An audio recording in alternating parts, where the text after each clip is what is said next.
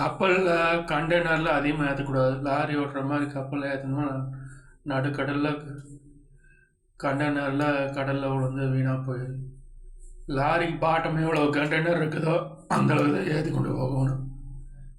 எச்சா ஏற்றி போனால் நடுக்கடலில் விழுந்துன்னா யாருக்கு பிரச்சனை கிடையாது. அந்த லாபத்தில் இன்னொரு கப்பல் சின்ன கப்பல் கூட வாங்கிக்கலாம்.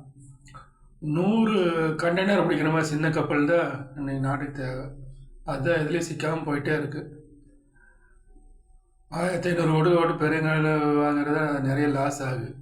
100 கண்டெய்னர் சின்ன போடுற அளவாக வாங்குறது லாபம் கிடைக்கும். 1000 கோடி ஓட்டுன்னு ஒரு இது பண்ணால் 10 கண்டெய்னர் வாங்கலாம். 10 கப்பல் வாங்கலாம். 1000 கண்டெய்னர் கொண்டு போய் ஏற்றலாம். அப்படி பிளான் போட்டு வாங்குவோம். சின்ன சின்ன கப்பலில் தான் போகிறது சேஃபாக இருக்குது, அதிகமாக இருக்குது.